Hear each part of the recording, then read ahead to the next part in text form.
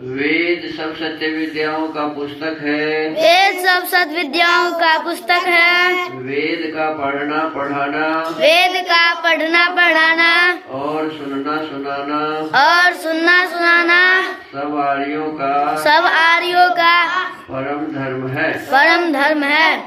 ओम सुतामया वरदा वेदमाता प्रचोदयन्तां पावमाने द्विजानाम् आयो प्राणं प्रजां पशुं कीर्तिं द्रविणं ब्रह्मवर्चसं मह्यं तत्त्वा व्रजत ब्रह्मलोकम्। इदानीं वेद पाठो भविष्यति। अद्य ऋग्वेदस्य प्रथमं मण्डलस्य 12,शततमं सूक्तस्य पाठो भविष्यति। पाठमान मन्त्रस्य इडे द्यावा पृथिवी इत्येतानि प्रथमानि पदानि सन्ति। अब वेद पाठ होगा। आज ऋग्वेद के प्रथम मंडल के 112वें सूक्त का पाठ किया जाएगा। पाठ किए जाने वाले मंत्र के इड़े द्यावा पृथ्वी ये प्रारंभिक पद हैं। इस सूक्त के ऋषि हैं कुछ अंगिरसः देवता। आदि में मंत्रे प्रथम पादस्य द्यावा पृथिव्यो द्वितीयस्य अग्निः शिष्टस्य सुप्तस्याश्विनौ। छंदः 1, 2, 6, 7, 13, 15, 17, 18, 20 से 22 निश्चित जगति। 3, 5, 24 विराट त्रिष्टुप। 4, 8, 9, 11, 12, 14, 16, 23 जगति। 10 भूरिक त्रिष्टुप। 19 का विराट जगति। 25 का त्रिष्टुप।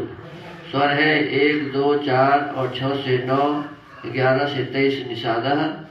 3, 5, 10, 24, 25 का दैवतः। ओम इडे द्यावा पृथिवी पूर्वचित्तयेऽग्निं धर्मं सुरुचं यामन्निष्टये याभिर्भरेकारमंसाय जिन्वथस्ताभिरूषो ऊतिभिरश्विनागतम्।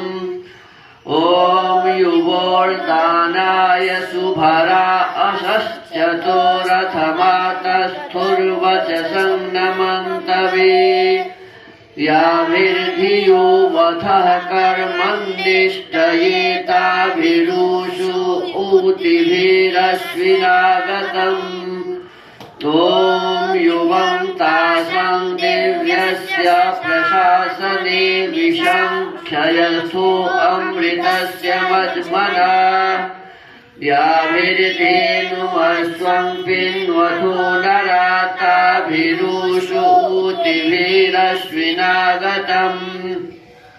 ओम याभिः परिज्मातनयस्य मज्मना द्विमाता तोर्षोतरणीभिर्विभूषति याभिस्त्रिमन्तुरभवद्विचक्षणस्ताभिरूषो ऊतिभिरश्विनागतम्।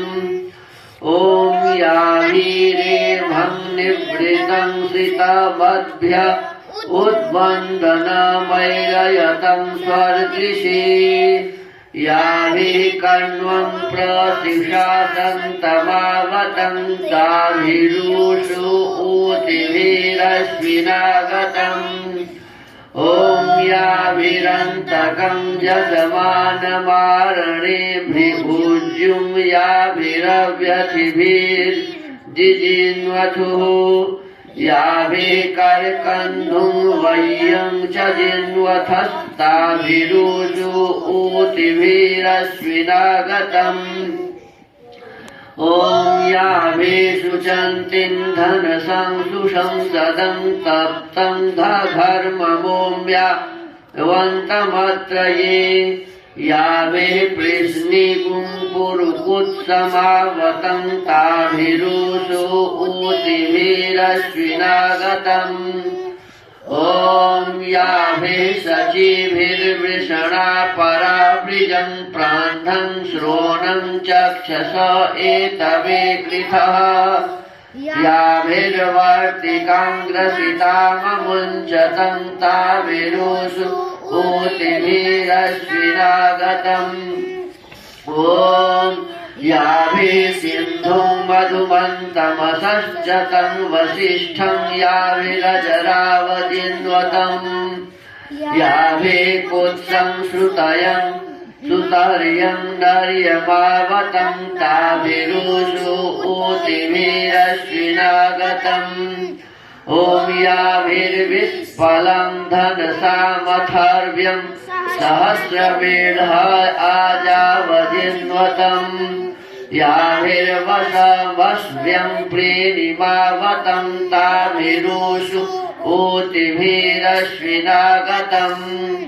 ॐ याभिः सुदानु औषिजाय वणिजे दीर्घस्रवसे मधुकोशो अक्षरत् कक्षीवन्तं स्तोतारं याभिरावतं ताभिरुषु ऊतिभिरश्विनागतम् ॐ याभिरसंक्षोदसोदत्सोदनः पिपिन्वथुरनश्वं याभिरथमावतं जिषे याभिस्त्रिशूक उश्रिया उदाजत ताभिरुषु ऊतिभिरश्विनागतम् ॐ याभिः सूर्यं पर्याथः परावती मन्दातारं क्षेत्रपति स्वावतम् याभिर्विप्रं प्रभरद्वाजमावतं ताभिरुषु ऊतिभिरश्विनागतम्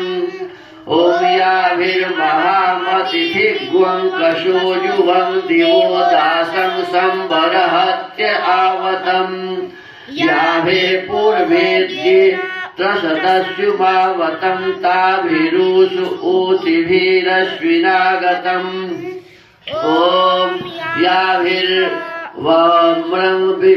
विपिपानमुपस्तुतं कलिं याभिर्वित्तजानिन्दुवस्यथः याभिर्व्यश्वमुत पृथिमावतं ताभिरुषु ऊतिभिरश्विनागतम् ॐ याभिर्नराशयवे याभिरत्रये याभिः पुरामनवे गातुमीशथुः याभिः शारीराजतं शुभस्मरस्मये ताभिरुषु ऊतिभिरश्विनागतम् ॐ याभिः पठर्वाजठरस्य मज्मनाग्निर्नादीदिज्जित इद्धो अजमन्ना याभिः शर्यातमवथो महाधने ताभिरुषु ऊतिभिरश्विनागतम् ॐ याभिरङ्गिनो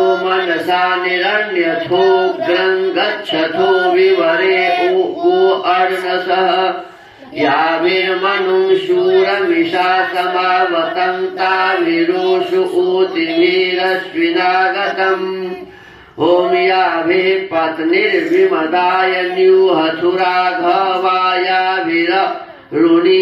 न्यूहथुराघवायाभिरुणिरशिक्षतम् याभिः सुदास ऊहथुः सुदिव्यं ताभिरुषु ऊतिभिरश्विनागतम् ॐ याभिः सन्ताति भवथो ददाशुषे भोज्यं याभिरवथो याभिरत्रिगुम् ॐ यावतिं शुभरामृतस्तुभं ताभिरुषु ऊतिभिरश्विनागतम् ॐ याभिः कृशानुमसने ध्रुवस्यथो जवे याभिर्यूनो अर्वन्तमावतम् मधुप्रियं भरथो यत्सरद्भ्यस्ताभिरुषु ऊतिभिरश्विनागतम् ॐ याभिर्नरङ्गोषु युधं विषाह्ये क्षेत्रस्य सातातनयस्य जिन्वथः याभिरथम्